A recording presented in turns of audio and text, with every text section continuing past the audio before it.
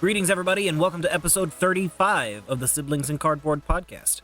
I'm your host, Donnie, joined by my buddies / co-hosts, Thomas, and repeat guest, repeat offender, frequent flyer, whatever you want to call him, Mr. Justin Evans, filling in for Noah this week. Whether you're a veteran card gamer or a first time or just testing the waters, we are all Siblings in Cardboard. Gentlemen, how have things been since the last time we talked? I think at this point, Justin is just another co-host. I'm starting to feel that way too. I mean, he's filled in for me. He's filling in for Noah. He's been a guest on 2 other occasions. How many times have you been? Yeah, how many times have you been on the pod at this point? This is the third. Is it the third? Yeah, it's the third. It feels like more. I don't know. It just feels like more to me. I did the intro to Heavy. I did the one recently where I filled in for you. And this one. I guess this is the third. Yeah. Wow. Okay. Yeah. I'm just all kinds of discombobulated lately. That's on me. So I think as far as Flesh and Blood, though, I think I just went to an armory. There was a pro quest in Alabama, but I was already like tied up on Saturday, and then I actually took time Sunday to like take care of some things because I don't think I've had a free day in like 3 months. So that's kind of how I'm starting to feel. And my wife doesn't appreciate it. I think I may have played a total of 2 games of Flesh and Blood over this week, and that was both on Talishar. School is killing me, man. It's been rough all week. Just these assignments, these 2 classes, this has been the toughest classes that I've had since I started back in November. But I'm still maintaining my 95 plus. I still got a 4.0, so we're happy. But it's it's exhausting. I mean, I bought some ninja cards. I need to give most of your stuff back now, Justin. I think almost all of it. Oh, I can get it back? Good. Yeah, my wallet is lighter and Donnie's wallet is a little heavier. He is literally now sold out of ninja. Oh, that's right. I am no longer a ninja guy. I am 100% an assassin guy. New main who dis. Yeah, I wasn't going to buy a Mask of Momentum, but I'm just like, I guess. Go ahead and get it. I mean, that is the surefire way to get me out of it. I mean, if I don't have a mask, I can't tinker with it, right? Well, you could play Lynx, but I don't think you're a Lynx enthusiast. I'm not. Yeah, I like that card. That card's degenerate. It is a very degenerate card. I like both. I like the game plan of having both because Lynx gives you this option of having a way to generate value for free and then block 2 at the end of the game. It's so good. I mean, Mask of Momentum. Did I say Lynx? Yeah, you did, but I knew what you meant. Yeah. I mean, if I really get an itch, I guess I could throw together some Draconic cards and just play Fi with the Pouncing Lynx that I got. Except I don't have a Tiger Stripe Shuko either, so... Yeah. Oops. I think it's a solid guess that Shuko is going to be the gloves to wear as Zen, unless they print something like Crouching Tiger deck that's all base 2 or less. Yeah, he's going to like Probably. Shuko. Yeah, he's going to like Shuko. +1 value every turn for free. Yes. And then block 2 at the damage end. can't be prevented. So good. Yeah, that'll be good. Also can't be prevented against Enigma. Yeah. I got to protect my Spectral. But for me, I did the Armory last week. I've played a bunch of Kano lately, and pretty much any Kano player will tell you that they run through like a time period where they just burn out on Kano because that deck is hard. You have to put a lot of reps into it. You do too many stats and too many math equations to remember everything and know what are your percentages of drawing the red here and can I go for it or not. So I'm burned out on Kano. I am playing other decks. I played Victor on Tuesday. I've been playing some Illusionist just to like possibly prep for Enigma. I don't know if I'm going to be an Enigma gamer or not, but we'll see. But I don't know. I almost feel betrayed.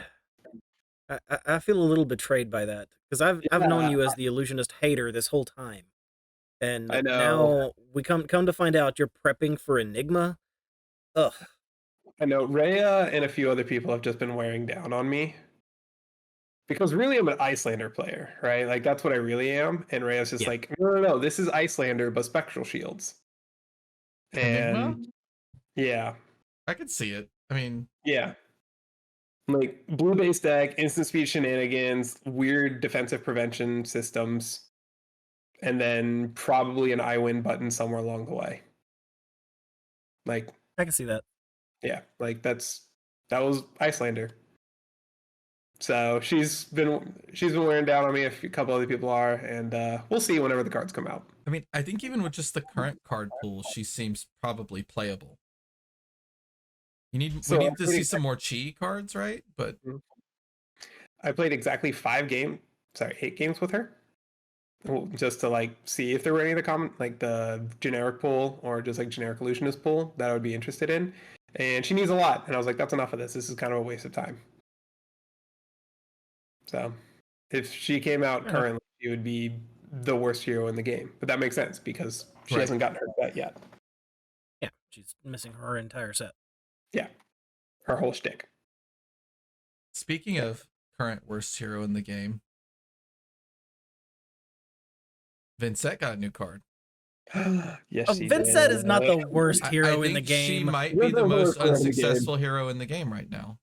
Maybe. I think she really is. But this new card is like everything we asked for in a RuneGate card, right? I think there's like maybe 3 weeks ago, we're like, we need a RuneGate 1. And I'm like, that's not happening. Yeah. Custom card. I am in love with this card. Eloquent Eulogy. 1 cost 4, 3 block with RuneGate. So it's RuneGate 1. When the combat chain closes, if a hero has lost life this turn, create an Eloquence token. Yeah. That seems absolutely incredible. It's definitely a new space to explore because you can play Read the Runes. There's only a few different ways to make Eloquence tokens so far. So a brand new way, maybe we see a lot more of those coming out. So I mean, Read the Runes with Go Again is pretty good. My Spice, when we did the RuneGate chain skirmish, my Spice was abusing the Eloquence token from Requiem of the Damned. That was my Spice, and it gave me an edge. Got to work. You played double Blood Moon and generate a bunch of action points, and then just play your fat stack of cards that you just shackled away. Yeah, that's pretty spicy. That works well. And the ability to play this off of 1 rune chant, play a Read the Runes, and then like destroy someone's arsenal. It does everything that the deck has been having issues with. It doesn't fix the hero. Vincent has bigger issues as well. Give us a shield that on block makes rune chants. But yeah, that would be. I have to wait one more set or Monarch 3 for that, but that does sound really good. But it does a lot of things. So obviously, like we're talking about, like it's the one-hand play that Vincent has been desperately wanting.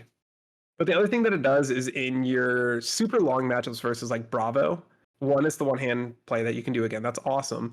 But the Eloquence token actually really matters a lot because one of the ways that you beat Bravo, or the 2 ways that you beat the Guardians, which is your hardest matchup, is you get off like 2 or 3 double or triple gate turns, which are very, very, very difficult to assemble. And now you have Read the Runes, which makes it like Read the Runes with Go Again helps that a ton. Or you get off Oblivion, and Oblivion is very difficult to get off right now, and it's also very difficult to swing with because like you could build it, but it was hard to build it and swing it on the same turn, and they usually just killed it. So being able to just like go like Mauve, RuneGate, Read the Runes, like Mauve, this new card. Actually, no, let's not do Mauve. Let's do Shadow Puppetry. Shadow Puppetry, pay an event set, this card, get your Eloquence token, close the combat chain, Read the Runes, Revel, Oblivion, and you did it. Right? Like, it's still like a hard situation to do, but now you can at least like swing the Oblivion.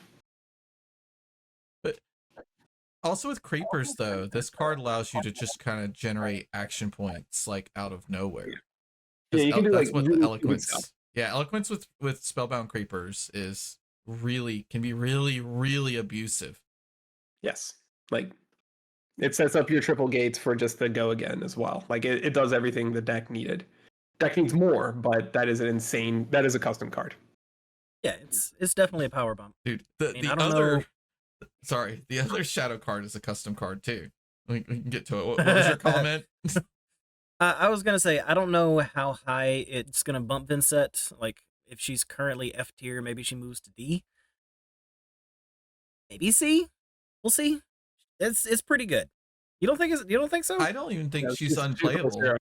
I just think she is the least successful hero at the moment. It doesn't fix, it fixes one of your because like rune blade hands are still a problem, right? Well, yeah. It fixes one of your rune blade bricks, like you drew the all attack actions and you can't really do anything with it, but it doesn't fix the non-attack action brick where you still have to play like 9 mobs plus shadow puppetry, so it's like 12 cards that you can just brick on if you draw too many of them at one time. So like the next thing that I want after this is like a blue card that does something that makes Rune Chance with Go again. That'd be my next goal. Like basically blue funeral moon, which would be insane, but I want that card. Yeah, that'd be nice. Yeah, But they she's should have just better. made Funeral Moon to be blue to begin with. Yes, that would have been based incorrect. So the other spoiler, they didn't leave Levia out here, is just it To say reads the like least. a custom card too. I saw this card and I'm just like, what the heck? Like, because I've been like, can we get another Dread Screamer? Can we get like the only way I could have been like more Christmas Land is if there was a blue 6 just floating up there with the spoilers too. Could have had 0 text on it. Shadow Realm Horror is a 2-cost red 6, 3 block. As an additional cost to play this, banish 3 random cards in your graveyard. If 1 or more cards with 6 or more are banished this way, this gets +1. 2 or more, it gets Go again. 3 or more, you may play a card banished this way this turn. How many non-6s are in the deck? Less now. You'll probably cut 1 or 2, but the thing is, we play Red Hungering Slaughter Beast. At the floor, at the floor, this is Red Hungering Slaughter Beast. Yeah. At the middle level, it's a Dread Screamer for 7. At the top level, it's like it could be a 2-card 13 or 14. Banish A Graveling Growl, or a Boneyard Marauder, or a Shadowpede. And then, if we want to go astronomical, if you banish a Shadow Realm Horror with a Shadow Realm Horror, you get to do it again. Oh, that's actually funny. And you could break chain and try to do it again. So you loop them as long as you have enough banish. That's funny. So if you have cards in your graveyard, right? Let's say you have 5 cards in your graveyard. You play Shadow Realm Horror. It banishes a Shadow Realm Horror. You break chain. You have 3 cards in your graveyard. You play a Shadow Realm Horror, and then you like play a non-attack action, or intentionally break Gambler's Gloves. You go. You just keep going. You just keep going. That's awesome. I can't wait to see it on camera when someone plays like 4 Shadow Realm Horrors in a turn, and everyone's just like, why did they print this random card? Why did they? I guess because Levia needed the help. She does. It's funny, like we all think that Levia is like very strong, right? But then like you look at her points and it's like, oh, she only has 129 total points. Low representation, right? It's clear like there are people who they go to a PQ and they win with Levia like pretty consistently. But when you have low representation and you go to like a calling or something, you have to sometimes there is luck involved, right? A little bit to win 14 games. Of course there is. Yeah, exactly. Well, like I don't know, I'm just looking at it and it's like Levia looks like she's the best of the worst right now, so her getting a card that's like this good. Because you can't push her equipment suite anymore, right? Like her equipment suite's already insane, right? I mean, so you could give her some Shadow Brute stuff. No, I'm saying like, do you really want to? Do you want something better than Fleshbag, Apex, Bonebreaker, Husk, or Scabskins? I wouldn't mind Levia being the deck that doesn't want to run Scabskins, because that's what Shadow Realm Horror does. Shadow Realm Horror gives us another go again. We're now less reliant on Scabskins, and in fact, Shadow Realm Horror like really highly incentivizes you to run Hooves of the Shadow Beast, because if you play Shadow Realm Horror and you really need the go again, you could go, oh, I missed it, break Hooves, I now have the go again. Or if you get the go again, you can now, okay, I'm going 3 attacks wide, I'll break the Hooves and get my action point back, have 2 action points, and keep going.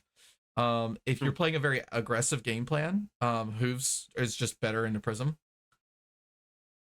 Because Prism has to do the setup twice to beat you. If you're running Hooves, if she does the setup once, you kill her. But so you just have to kill her after the first one. So it's just pretty exciting because now we legitimately have 9 Dread Screamers in our deck where we used to only have 6. We experimented a lot with putting yellows in just because we wanted more Dread Screamers, especially for the late game. And the yellow ones are just awful. Yeah, 5's not 6. It turns out that's pretty important. Yeah, and you can't pitch it into your Endless Maw. Yeah. Which is the second best attack after Dread Screamer. Yep. I'm really excited. Yeah, those are custom cards.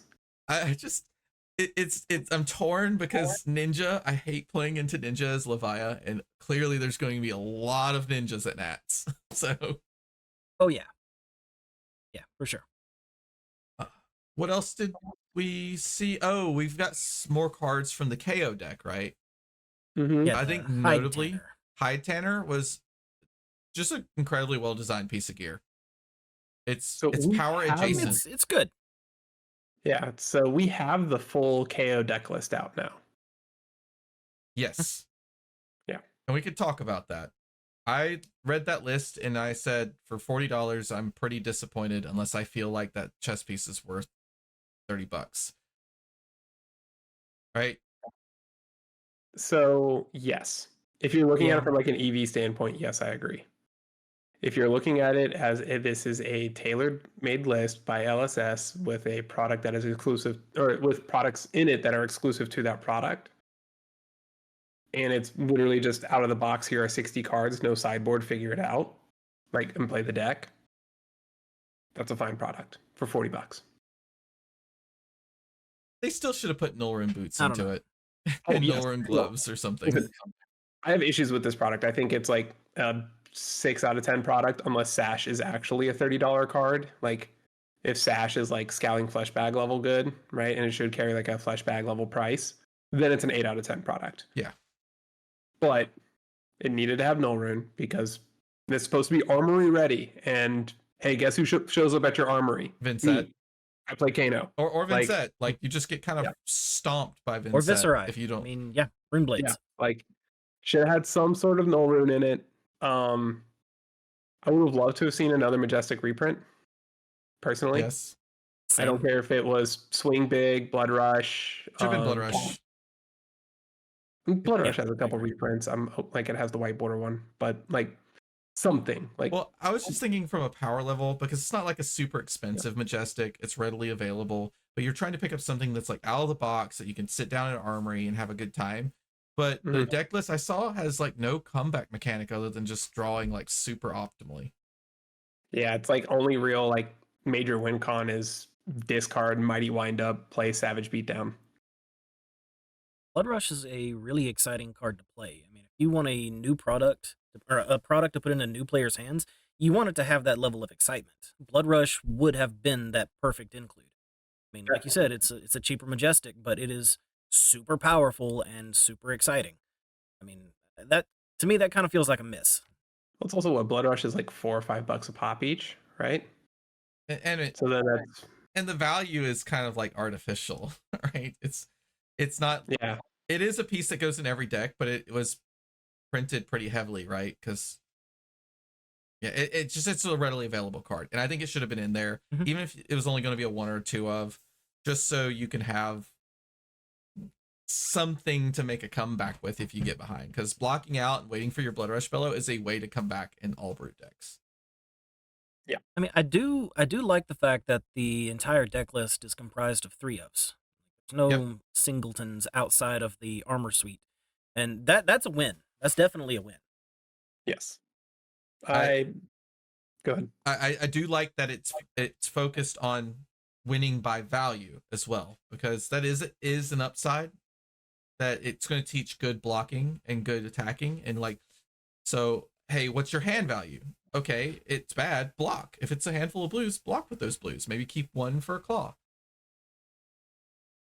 Yeah, and I mean, KO is like at his core like a really good teaching deck, because outside of Scab's Math, like put that off to the side because that's its own conversation. Yeah. Like at the end of the day, you have a bunch of cards that don't block, so they force you into certain lines. Your hand can only do one thing at that point, right? And it takes a lot of Bunga. like thinking and guesswork out of like, well, should I block with this 2 block or should I attack with this 2 block to get 2 value out of it? You know, it's like, oh, Bearfang says no block. I can't block with it. We are going to keep 2 cards and play Bearfangs. You know what's funny though is this would be kind of an annoying deck to play Katsu into. It does have humble and strength rules all in it. If it just had amnesia, this would actually be really annoying to play into. That's funny. I think my other qualm with it, I think it was really heavy on the blue count. It's like 30 blues, I think. Yeah, that was interesting too. Yeah, it's 30 blues. It's like really high on the blue count. Now, to be fair, Run Roughshod and Blue Agile Windup are cards that you don't pitch terribly often, I think. So if you thought of it that way, it's 24 blues. Well, if you're not doing Blood Rush stuff, you have to play to like Wild Ride and Agility turns. So it's like maybe trying to teach you as well to like craft your hands to where like, hey, if I have an Agility token and a bunch of blues, like this is go time and we got to go. Well, I think the way the way you kind of have to kill someone in this deck is to Wild Ride or Pulping into a Savage Beatdown. Yeah. Well, that's fine. But also like, hey, if you're a beginner player, you buy this, you spend $12 on Blood Rush Bellows, you have spent $50 and you have a semi-competent deck. What card would you take out for the Blood Rush Bellow? It probably would just be one of the blues. One of the blues. Yeah, or like Riled Up or Reincarnate. Reincarnate doesn't have text in that deck because every card is a 6. Well, this is when this is discarded at random, put it at the bottom of its owner's deck. That's like to I'm maybe thinking help you with fatigue a little bit. I'm thinking Pack Call. You're right. Yeah. You're right. You're right. You're right. There are no misses in this. Yeah. Also, like if you just open some heavy hitters and get a Cast Bones, you can literally throw one of Cast Bones in the deck, and one of Cast Bones in KO is still pretty potent. Fine. Also, fun spoiler: Battlefront Bastion in blue is available. It's a new card. Yeah, that's a new card coming out in Part the Misfail. Another card that's annoying for Katsu. Yeah. I don't remember. Did we cover that one a little while back when we first saw the... Yeah, we did, because you remember I talked about like if you throw like the yellow Whelming Gust Wave and block with this, it blocks the break point on the next ninja attack, and it's just a big pain. Yeah. And the breaking scales. Yep, it can cover breaking scales. Like you throw the yellow Whelming Gust Wave, right? You can't breaking scales your yellow Whelming Gust Wave if they block with this, because the breaking scales just runs into the 1 point. I think it's good. I think so. It's going to be your default $40, and it might be from a perspective of I want the Savage Sash. I don't want to pay $40 for the Savage Sash. Hey, you're paying it for that and the Run Roughshods and CNC 7 through 9. Okay. Okay, I guess the strength rules all maybe makes it up. Yeah. Run Roughshod's a majestic. Let's not get that twisted. Like, they can print it at whatever rarity it wants. I mean, Graveling Growl's a common. Yeah, because it was needed in a draft set.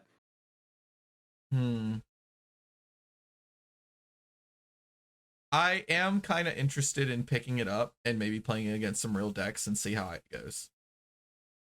To actually see if it is armory ready. I think you can't. It's really hard to evaluate a list by just looking at it. Yeah. And I guess that also depends on the local meta, whether or not this thing's going to be competitive. At our Tuesday night armories at Johns Creek, it would do. You'll have to get lucky to win with it. Like I don't know. Beaten trackers, extending a turn with beaten trackers, you could like really surprise someone. I mean, I'm not saying it can't get a win. Like you may. I don't think you'll 0-3 every armory you go to play with this thing, but I don't think you're going to 3-0 every armory that you join either. You might. You're gonna You do better wanted than to? your. Sorry, go ahead. Yeah, That's all I got. you're gonna do better than your like max brew that you came up with because you don't have Nitromech yet, Yeah, that's for sure. or like your Azalea brew that like you don't have cross Talismanic wrap yet. lens. Yeah, you're playing like Talismanic Lens or something like that. Like, it's gonna go better than most people because most people's first deck that they get is like they buy a box and they make a deck out of that box, right? Like I Yeah. did that. Mhm. They buy a Yeah, box that's of what I did. Uprising and make Phi. Yeah. Or history pack and make Viscerai. My first experience in this game was buying Welcome to Wraith, and I opened Tectonic Plating, so I played Bravo. I didn't have a choice, but that's where I started. And it was great. So everybody starts there. So comparing this to like the entry point being buying a $70 to $80 box versus this $40 product that's It's true. actually like functional is fine. Yeah. Yeah. This is, yeah. I think that's a really good way of looking at it. I mean, it's a good jumping off point. It's going to perform the function that it was designed to do and give new players a jumping off point. So, yeah, good deal. And I think it is important for the deck to be incomplete because building and finishing a deck is a very satisfying thing to do in TCGs. You don't want It is. the goal is not to sell a complete deck. Definitely not. So it is fun. You get there and go, oh, how much is Blood Rush Spell is? And all right, I'll buy a set of 3 and take one of these blues out. That's a fun thing to be able to do. So that's fine. Or you open a booster pack and get a cast bones. You slot it in, your deck win rate just went up by like 1 or 2%, like right off the bat. It has clear and very immediate upgrade paths, and that's exciting. Great thing for new players. Ouch, my wallet, $40. Gosh, I am struggling to feel sorry for you. What do you mean? I Around just spent yet? $260 on ninja cards. Now I'm gonna spend $40 on 7 brute cards. I guess. I mean, Are you I'm guys a little around? biased. No, you'll Go be ahead, fine. Jess. Do you remember Classic Battles? Were either of you around for that? I bought it. I bought one. But you have to The buy Dory versus $120 worth of them to get your glistenings, right? Yeah, you had to buy 3 of those things to get the one of Glistening Steel Blade. Glistening. Yeah, sorry, hold on. I actually have the card. Literally right here because I'm selling it. But yeah, literally. This was $120 for me. All right. Dang. Yeah. Very okay to not have to do that again for new players. That was awful. And it's so funny because glistening is that card that like wins the game on the spot, but it's also just so terrible at the same time because if you don't hit, it's so underrated. That card right now is the worst. That's the worst that card's ever been. Is right now.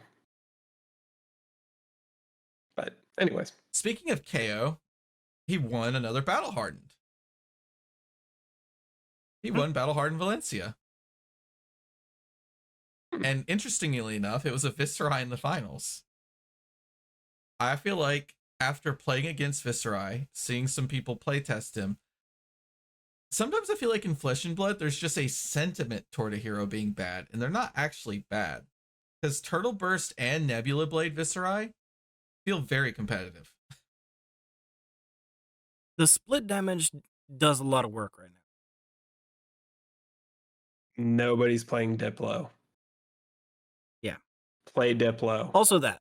Yeah, that's fair. Be an adult. Play Diplo. And like in Katsu testing into Viscerai, you put a Diplo out, and sometimes the games just end because the Viscerai just doesn't get a turn. They like swing for 4. How bad does that hurt the? Does that really bother the Turtle Burst though? I mean, if they've already got a pile of rune chants, they just pick War and send it at you. It does not hurt the Turtle Burst. It does still because they're big thing. If you save it, you're right. If you like kind of save it and you time it, like you see, oh, they've got this 6 to 12 rune chance. I think they're going to go for it next turn. You play the Warmonger's Diplomacy. You maybe put it off a turn and then eat their hand away, and they don't get to do the thing. So, I guess I'm just thinking like they have the attack in hand, but I guess a lot of times they're trying to rattle bones it back from the graveyard too. They're trying to rattle bones it. They're trying to slogism it so that it actually like hits and gets all of their rune chants back, so they can keep the engine going. Because if they throw it once, I mean, you block 3 cards, they generate 3 rune chants off of that, and then you're just like, okay, now I'm going to just kill you.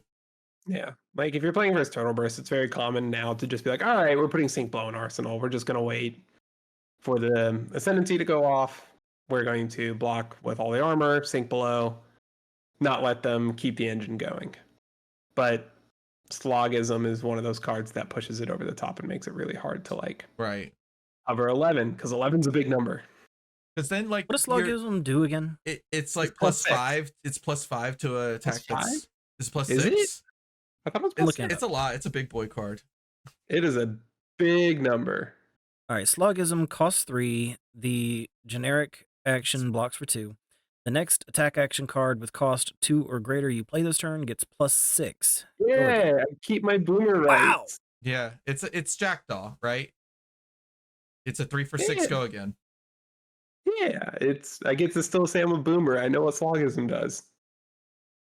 Wow. So if you can't play the Slogism, you're like exclusively relying on that you got the pummel ready to actually like get some value, build your rune chance back up so that you can try to do it again. Because you want to get up to 6 to 12, do it once, and then you start doing it again and again and again, and that's how the turtle burst like really rolls people. Yeah, I think Nebula Blade's way more consistent, but it is more vulnerable to warmongers. Playing Uzuri into the turtle burst, I have been struggling lately. I don't know what it is. That matchup. It feels maybe like you should run pummel. Maybe. I mean, if you pummel him on the, I think I've got like maybe. if you pummel him on the right turn, he loses like that like good turn, and you might even like snipe the class card. What is the Viscerai specialization card even called? I forget. Arknight Ascendancy. Yeah, Arknight Ascendancy. That's the card. Man, that card is so sweet. So we have memed about that card literally since Vis has come out. Like that Ascendancy pummel has just been like such an ongoing meme, because even back then the game wasn't slow enough for that to be good. But now we're finally in a situation where there have been enough D-Reacts printed and enough like nobody's winning on turn 3 anymore decks, right? Outside of maybe Katsu. So it's just like you actually have to like KO kills you, but he takes his time killing you. Mm-hmm. So it's finally slow enough to where just getting 5 points of value off of all your reduced to rune chance and 4 points off your yellow ones is good enough. And it's hilarious because that deck, like, the reason why people like have such a stigma against that deck is we have tried that deck. I have personally tried that deck for years, and it was awful every time, just because the fast deck was too fast. Yeah, and so for people who maybe don't know, Arknight Ascendancy is a hilariously costed 6 pitch to throw a 5 dominate, but it has some cool text on it. It's a Viscerai specialization, and it says it costs less for each rune chant you control. So if you get up to 6, it's free. If it hits, you create X rune chant tokens where X is the amount of damage it dealt. If you Slogism this and then pummel it, like, your opponent probably loses the game on the spot. Because it's like coming in for 15 and you have to discard a card. And so you just get all the rune chants back, and then you like rattle bones and do it again. I don't know if that's better than the Nebula Blade aggro list, but it seems really good. You don't think so? I think the Nebula Blade, I think the just like generic Aggro-Vis right now is one of the better aggro decks in the format. You still have a Massive Fridge, you're coming in on a split damage, which is good. But also it's because aggro decks in general right now are really bad. Like, Fi is way too fragile, his hands just don't block well enough. Where Viscerai, you have the Fridge to rely on as well. Azalea is the other good aggro deck, and obviously she is performing insanely well. Like, really, really well. And Katsu is no longer an aggro deck, he's a combo deck. Like, yeah. Well, the split damage is good into one of the decks that kind of hurts aggro decks, which is like Kasai, right? Yeah. Like, you're good into the Warriors because they only have like 23-ish blues. 24, I think, is the normal number. Kasai so is even less, I think. Yeah, they're 20. And so, well, 2018, 22, but with 22 being reds. But yeah, like, you're looking at a situation where you get to attack people's resource base, and not a lot of decks are really happy with you attacking their resource base because that's what they need for their big turns. Yeah, and to be fair, Dory can't 3-swing either if you're leeching a blue out of her hand every turn. Nope. So the top 8 for Valencia together was KO, Viserai, Dory, Victor, KO, Riptide, Dory, -IE. And Again, both doors were hatchets. this is my surprise face. Yeah, I know. We're all shocked. Well, there's like some Decimator Dory going back around since Dromai's gone, so that's always like that's a thing again. I mean, it's just it's the same page. You just turn the page over. Thomas, did you see what type of -IE it was? Yes, it was some bizarre Hanabi Blaster more itemy based deck. That the OG inventor of that deck is Ellie Bird. Shout out her. She's possibly the best deck builder in Fab right now, especially when it comes to aggro decks. Like she is far and ahead of everybody else when it comes to this kind of thing, and she's currently obsessed with Bolton. But that deck is so cool. I wish I had the list. I had someone like kind of telling me what it was, and it just sounded so bizarre. I don't know how it even functions. It tries to kill you on like turn 4. And it has a bunch of overpower, so if you play against a warrior, you have overpower to make their lives really hard. You just store up a bunch of counters, high octane, and get to work. Let's see. And then after Battleheart and Valencia, we do have the results for week 3 of ProQuest Season 5. And unsurprisingly, KO is on top by a large amount. He is speed running to Living Legends. Rest in peace, Mandible Claws. Yeah, almost halfway there. We haven't even left the Heavy Hitters season, and he's almost halfway to Living Legend. Yeah, Heavy Hitters was released not quite 3 months ago. That's kind of crazy. Yeah, it was February. We'll February see. 2nd. We'll see if Mistveil power creeps a bit to like tamper him down, but I don't see it happening. I mean, what are the odds that LSS are not wanting to speedrun the Mandible Claws out of the game, and they are willing at some point to touch KO and bring his power level down just a little bit so he doesn't just starvo his way into Living Legend?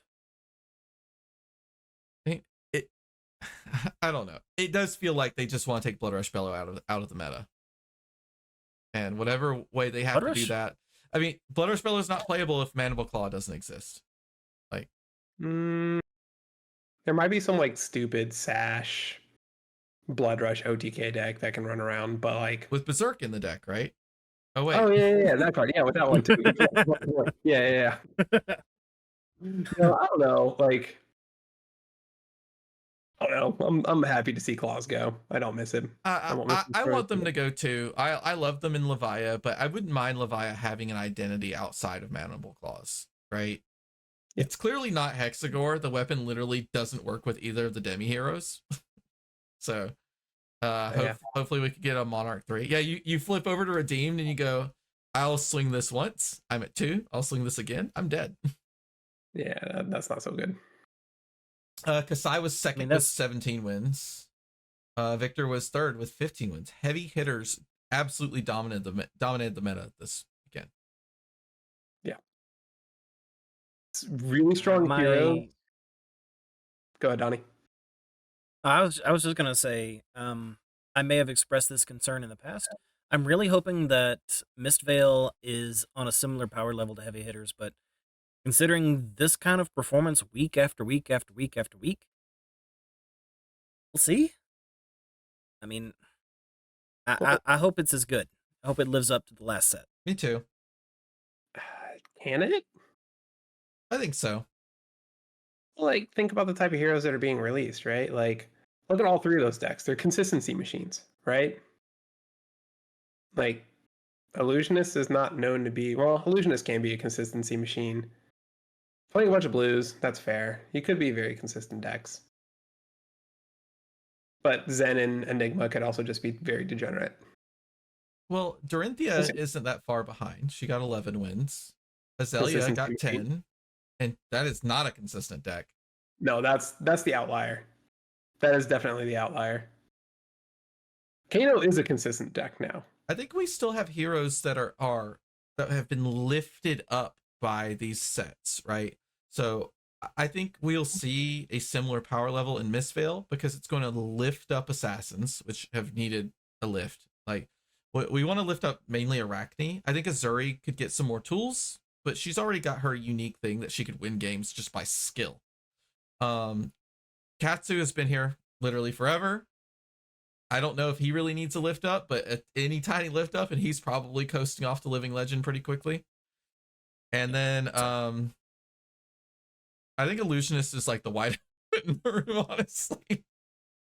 Okay. Yeah, a lot of this, I'm looking at this list, and it's just because Illusionist isn't there yet. Like, Prism only got 7 wins this past ProQuest weekend, which all of Twitter has just been talking about NPE, negative player experience. But she's not winning. So is she just ruining games and losing? Okay, there's more to it than just winning and losing. Yes, right? I know. So I think Illusionists are going to get some tools. I don't think there'll be tools Prism can use. I don't think she's going to get improved. Not, I really hope not. Maybe she gets a... No. There's not a single card that she can play. That's going to come out. Maybe a piece of equipment? Gloves? There's nothing she can put in her main deck. Yes. There we go. Yeah, there might be a tech card or something, right? Like a weird blue that ends up in the deck. Her deck is so requirement. Like, okay, so Illusionist hater. I've been playing Illusionist now, and the only Illusionist available is Prism, and I hate myself for this. But just get that out there. Her deck right now is so synergistic around light cards. Mm-hmm. Like, everything has to turn on Genesis. Everything has to turn on Vestige. If it's not a Herald, like your Light of Soul and your Rapture, like your Empyrean Rapture, both get like significantly worse. Like, you're right. The amount of just like insane synergy with the Light Illusionist cards in and of themselves. She is very, very, very xenophobic. Is that the right word? She's very isolated in her card pool. It's actually like weirdly small. Past Mirage is the worst card in her deck. Yes. But it's also still so good. You gotta have it. You gotta play it. Yeah. I think that's the only 2 generics. Is that and Pierce? Yeah, you'll do like a 1 of Pierce Reality, I think. It's a 3 of, but you could play the Iris list, like the Pivot Iris list that also plays the rest of the auras, but that's like, I don't know, that's just like Iris synergy at that point, right? And then you're still locked into just Iris things. You can't play Trom, you can't play Unmovable, you can't play Diplomacy, Nasty Surprise. Like, you're still locked because your blues have to be those cards. Is Prism actually like a negative player experience, though? She has been for me in the several times that I've played against her. But that's because I'm playing Assassin and I don't generate enough pressure, I guess. Do you have time and skippers? As soon... What? Do you have time skippers? Not yet. Okay, there's the answer. Time skippers, I think it's not ALS that's causing the problem, but... No, okay, go ahead. I was going to say time skippers is maybe playable in Assassin. I don't think that's 100% the answer, but I think it's probably better than running the Assassin boots. It at least gives you a way to not lose the game to loop on the spot. Because really, you run your sync blows in the matchup and drive the Illusionist insane. It's the worst experience. Oh, you're talking about not being able to ever hit with anything? Yeah. Like the tech that came out this weekend, and I guess we can talk about it because others have been talking about it now, is literally because everyone's starting to finally figure out, oh, you just literally never let a Herald hit. Mm-hmm. Like, you just block everything. They're playing Soul Food. Do you know how bad Soul Food is? It's not great. You also play Fisticuffs as Prism because it costs 2, it gives you +1, and so if they fair block anything, you just get to attack, react, boom, I now get my 1 soul. Man, Soul Food is so bad. Soul Food is horrible. If no one's ever run Soul Food, it's a 0 cost, 2 block, light action. I'm just not even looking at the card, but I can tell you, it just says, when you play this card, doesn't have Go again, by the way, Put your whole hand into your soul. Put soul food and all cards in your hand into your hero's soul. That's so terrible. Yes. But yeah, if you can consistently block 7, you can make it where Prism doesn't even have a game. She doesn't really have effective ways to get over besides the like blue or yellow pump she might run. If you've seen most of those, or if you keep an extra D-react in the hole just in case, it can be very difficult to win. Now, not all decks can block like that, right? So, but I think if you are a deck that struggles with action point economy, in this meta, you're gonna have to deal with her. You should probably be ready to block 7 very often. I mean, Uzuri does block very well. And also the Bloodrot Pox does a lot of work too. Yes. That's helpful. Oh, and I think Codex of Bloodrot actually does some pretty interesting work, right? They kind of like block out to try to like it rips a card from their hand, it gives them a Bloodrot Pox, and then they're going to lose an angel to it or have no turn. They can't like swing the angel, they can't swing the Erudition and try to draw cards necessarily because they're losing a soul to draw 2 cards to pitch to Bloodrot Pox. Yeah, it's so yeah. Codex of Bloodrot Pox is interesting. Check. Yep, she definitely is just a knowledge check because you can't block forever. I need more reps. She'll eventually get you. She'll get the attack reaction. You kind of like have to choose. This is where I'm going to push. I'm going to try to get in on them, and then the time skippers, you could have those just in case you make the wrong decision, right? At least you get one bailout. There's so many like cute tech things that you can do. I'm seeing Finals Fighting Spirits showing up everywhere now, like even in decks like that previously weren't playing it before. Well, nobody was playing it before, but now everybody's playing it. You play those, like you play skips, like there are things that you can do to make your life better against Prism. That said, she is still very strong. Like she's a strong deck, she's a very hard deck, and I think that like 7 win mark is about where her home's going to be. Like she's going to be a middle of the pack winning deck, but if people stop respecting her, she's going to win a ton. Do you think she needs to be adjusted? For an armory, yes. For a competitive standpoint, no. Well, how do you fix that? If you don't want the negative play experience of like the ALS loop in armory, or just like at the mid-level tier, right? Maybe at the smaller PQs and RTNs. How do you fix that without damaging her at a professional level? I don't think you do. I think that's up to the player base to fix. I mean, like you guys were saying, you gotta have the tech cards. You gotta respect her. I mean, that's not something that LSS is willing to do for us. It's a self-correcting problem, or we just suck it up and live with it. If I ever play Prism at an armory, I'm going to hold my opponent's hand through how to beat me. Like, full stop. Just like I did with Kano. Like, anytime I played somebody with Kano and I beat them, hey, buddy, this is what you should have done instead. Like, there are certain decks that are just knowledge check decks. And those are 2 of them. Yep, I think Prism, Kano, in some cases, Azalea and Katsu are like big knowledge deck checks. Katsu's a massive knowledge check. I think Azalea is too. Like, I think like overvaluing an arrow with a bunch of on hits is something people do a lot in Azalea, and sometimes you just go, all right, block 3, I'll take all this stuff.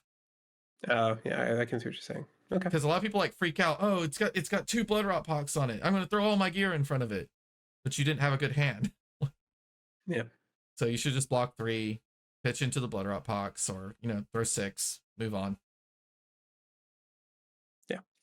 Yeah, that tracks. So I guess the final evaluation is we don't think it's a negative play experience. It might be a little bad at armory, and maybe the loop is not fun and discussion. Like, that's not cool. Like, I've played other games, and I think all of us have played other card games before, right? Mm-hmm. Where like jail decks are a thing where like literally your opponent just can't play the game. Miserable. Right? And that's Absolutely not fun. So, like I enjoy putting people in jail. Like, I played Icelander, right? Like, Channel Lake Frigid was one of my favorite cards. Yeah, but Channel Lake Frigid goes away. Exactly. This loop doesn't. This loop can last for 37 turns. And 37. With Belladonna? Bologna? With Bologna, Bologna. more. Yeah, you don't need that long. You could actually build this state where the angels just get bigger and bigger too, which is hilarious. So do you potentially, is there a ban on Avalon? Because you still have all the broken stuff that she could do. You just can no longer loop it forever. You could do it 3 times. The Avalon ban makes certain matchups unplayable. So it's like take for example, Azuri. Azuri is actually a really good example. Maybe not, because you can still beat Azuri without it. Is there someone that you I think can't Avalon's fine. legitimately Like, if you're beat? gonna hit something, Avalon's the answer. Right. But I was big on banning Vestige and just keeping Avalon, but Vestige is a certain play style, and you can loop without Vestige. it's Like, it's full not stop. great. You can still loop with Library. You can loop with. There is Library. Yeah, like Yeah. New Zealander. He's like he's only on Empyrean Rapture, and he just library loops people. Interesting. Yeah, it's really funny. He's maybe one of the best Prism players. He just doesn't get out much because he has a life. But yeah, he can. I've seen him do it. It's pretty nasty. Wait, can't they just destroy your library? Depends on the deck. Do you run enough yellows to where you're going to find them? That's true. That's true. Yeah, I didn't even think about library, because that does. Yeah. You are, with a normal hand, unless you get 2 blues, you're basically short a card from doing the loop. But with library, you get that card. Yep. It's really annoying. So, banning Avalon obviously gets rid of the loop. That's probably, if we're saying like player experience is the important thing, then yeah, ban Avalon. But like, I don't know. Prism hasn't mattered until 2 weeks. People haven't gotten used to it. Yeah, I think it's getting used to. The cards have been around for ever since Heavy Hitters came out, and even before then, some of the broken stuff she's doing now already existed. Yeah, like the aura list is still really good. The swing with auras over and over again. It is winning tournaments occasionally, or getting high placement in tournaments. Yeah. So another hero that's kind of like started popping up a lot and people are talking about a lot is Riptide. How do we feel about Riptide? I think after Dromai is gone, Riptide has some really good matchups. I don't know what to think about Riptide outside of I got owned by a Dreadbore build the other day because I wasn't expecting it. I had never played into Riptide with a Dreadbore before, and it's very, very difficult to play D-Reacts when you can't play any D-Reacts from hand against any arrows that they fire ever. What's funny is you have to specify arrows because I think even Pablo Pintor, who's a credible player, misread Dreadbore. I think there was an E-Strike he was supposed to D-React and he didn't do it because he forgot he couldn't D-React on arrows. Yeah. Dreadbore is an incredible weepon, by the way. Like, Dreadbore Bolton Shot is wild. Yeah, that's strong. I don't know. Riptide and Teklo kind of fall into this like fatigue pile thing for me. Like, it's an aggro deck that fatigues people, right? It's like pressure fatigue, because you have to respect the traps and all that kind of stuff. Like, it does those things. You should play into like Damien and Jeff's Riptide. We've been calling it crappy Lexi. There's another word we put in front of Lexi, but the thing with crappy Lexi is it's still good because crappy Lexi is still good. I don't like the deck. Like, full stop. I don't like the deck. I'll just like get that part out there. But I'm also a Ranger hater, so big shocker that I don't like that deck. Like, whatever. If you ever guys see me catch me play, anyways. Illusionist hater playing Illusionist. I guess after Misspell, we're gonna catch him playing a Ranger. No, I played 2 games of Lexi and immediately sold all of it. Like, that's the one class I have sold out of and not touched. Have you ever buzzsaw trapped a Tenacity? I've had my Rouse the Ancients buzzsaw trapped. Ooh. Actually, that was hilarious. just in case people aren't familiar, Buzzsaw Trap is the one that if the attack is greater than its base, it sets the attack back to its base. So Rouse the Ancients comes in for a delicious 0 damage. Also, Buzzsaw Trap is the most hilarious thing to do in the Dorinthia ever. Just they can't beat it. It just Because puts the Dawnblade back to 3. the Dawnblade to 3, and it's just 3, no matter what. It is the one card reset Dawnblade. I believe it says rest a turn too, so therefore, like even if they swing the next thing, it can't pump. I can't remember how that works. But it might be this chain link. But yeah, that thing is stupid. No, it's just the attack. So you could swing. So you could twinning. So if you had an agility token swing twinning,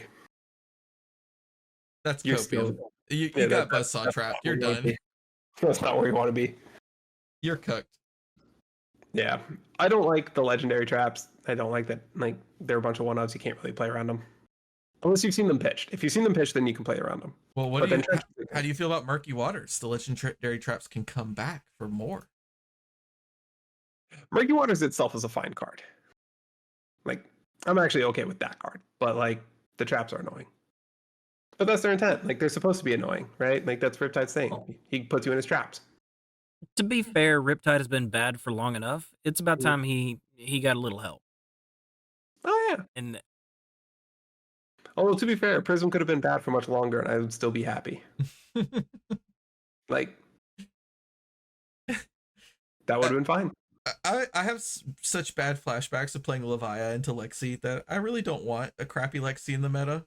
And then like playing a ninja into Riptide is such a miserable experience. Yeah.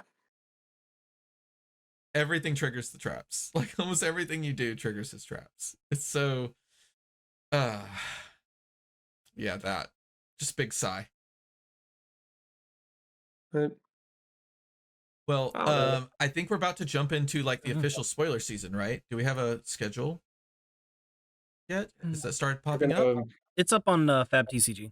I don't think we have a schedule yet, but we definitely do. Oh, we do. Yeah, Mansant. Like we have Sunday, May 12th. We have Fabrica, ICV2, Mansant, TCG Talk, and 3 floating. Dude, if Mansant didn't spoil Shadow Realm Horror, what is he spoiling? He's got a new card. Is it a new card? No, he doesn't have a new card. Who does he have? He has a Zen card. Oh, is he saying his Zen? That's fun. No, so if you look on the main website, right, they have the various chapters, right? Like chapter 1, the snake, chapter 2, the tiger. Yeah, the hints. Yeah. And now they've filled them in to where it'll be like the tale of Uber Shouts, and it says that he has 1 card, or like the tale of Star City Games, and Star City Games has 2 cards. Okay. Right. Cool. So we are getting 12 Zen spoilers, 12 new spoilers, and Elisa is showing their illusionist biased here with 13 for Enigma.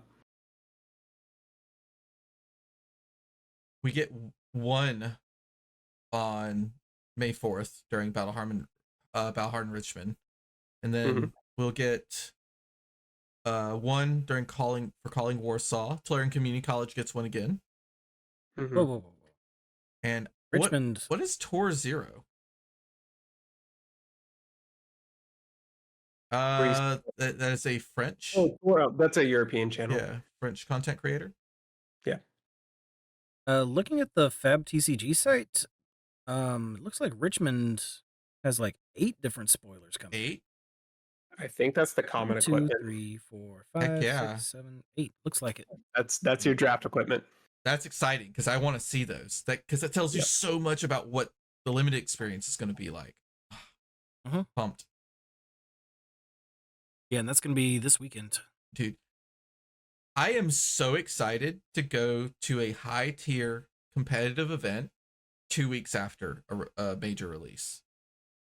The meta is going to be chaos. Absolute chaos. It's a lot. Dude, you have 2 weeks to not only figure out your deck after the whole set comes out, but to also practice limited because it's a split format competition. It's gonna be hectic. It's gonna be really hard to prep for. Yep. Been making plans for over a month now. Yeah, it's yeah, I'm not a huge fan of sets that come out this tight. I wish it was 2 weeks later. It's kind of the number that I had. And you could have no major events in that time period. That would be fine. Like no RTNs, no PQs, no nothing. Just dead period, whatever. So that way whenever the tournament's played, it's all fresh and new. But I'm excited. I like the chaos. It could switch back and forth. We could have solved metas and chaos. Yeah.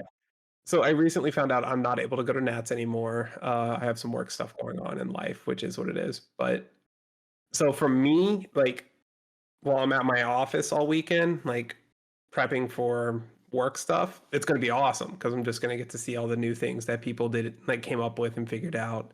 They're going to put Zen or Enigma or something. Oh, they'll put Charles Dunn round 1, and then round 2 will be like one of the new heroes that went 1-0 in the first round, and then like they're just going to keep doing that kind of stuff. There's going to be some Zen on camera who has like a chain of like 20 cards. Yeah, and they have like 16 Marvel Crouching Tigers. Yeah.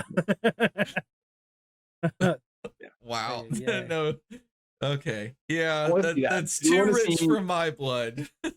Hey, me too. But I do want to see some like just like absolute like Zen enthusiasts just go all in, and just every single card they hit you with is just like, here's Marvel Crouching Tiger, another Marvel Crouching Tiger, here's the third Marvel Crouching Tiger. So we could have our very short market minute. If you actually hit somebody with 16 Marvel Crouching Tigers, that's going to put, you're going to have $704 worth of cards on camera just from the Crouching Tigers. That's pretty good. Have you ever played with there's a local Andrew Lorenz who is he plays max rarity for certain decks, like if he really really likes the deck, right? Have you ever played with him whenever he has a hand with 3 CNCs?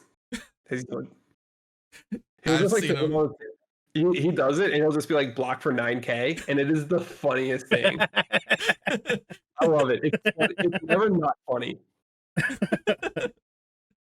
That is really funny. How much are those right now? I have no clue. Block for 9K. It was some ridiculous amount of money where I was just like, because I was using his deck one time when we were just like testing, right?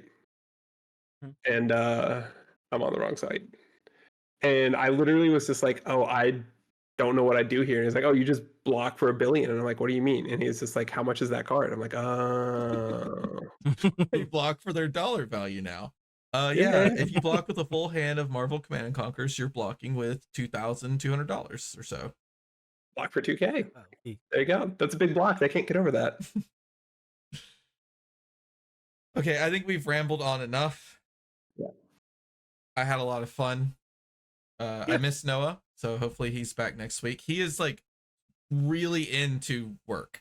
Yeah. Poor dude is covered up. So I hope it breaks soon and he can get here. Me too. Hopefully things slow down a little bit and everything gets back on track. Yeah, I hope he gets to come to Nats. He's still unsure about that. Even though I think he'd just be playing the calling, he still really wanted to go. But life is catching up to all of us. Yeah. Got anything else we want to talk about? I'm done. I'm good. Justin, do you have any socials you want to plug? Oh, I have a Twitter account, but I don't remember what it is. It's on the screen. But it's at J_EVS5. Yeah, so it's that one. That tells you how active he is. Yeah. Well, I've been more active lately. I just don't know my own handle. I've been trolling a lot about Kano and Viserai ruining the game because that's always really fun. Saw that earlier. Yeah. So, well, Taylor had a great tweet, and I was just like, oh, wait, this is the perfect time to just like not even give any context or anything besides the picture. Just go and see what people do with it. So, yeah, you can find me there. I say stuff sometimes. What about you, Thomas? I am at Wet the System Fab on Twitter. I stay pretty active, and you could probably find me in like the Mansant Discord, the Card Guys Discord, and so on as Wet the System. I am Draco Hominis 87. Anywhere social media is sold. Fabric.gg. I write as Donnie K on a couple of different article series. At this point, is pretty much narrowed down to 2. I do a UPF Brew series, and I think my article came out on Friday. I don't remember actually seeing a tweet on it, but it was a Vincent Brew, and the next one I'm going to be covering calling Warsaw. Let's see. Noah is at Big Max Fab on Twitter, and he got it changed from Loot So Heavy on Twitch, right? He's back to Big Max on everywhere. Twitch now. Mm-hmm. Yep. Okay. Other than that, if you see Siblings and Cardboard podcast on any kind of live stream, that's probably me. You can find me on Discord most easily nowadays in the Cult of New. Look me up, find me, join. New is love, new is life. That's all I got. Good? Yeah, we're good. I'll put a link to that Discord in the description. Yep. Please do. All right, thanks for joining us, everybody. We hope you enjoyed catching up with us this week, and if you did, subscribe or follow, depending on where you found us, to catch us again next time. Until then, take care of yourselves, and remember, we are all siblings in cardboard. I'll stand in for Noah. Discard your cards. And I bet back.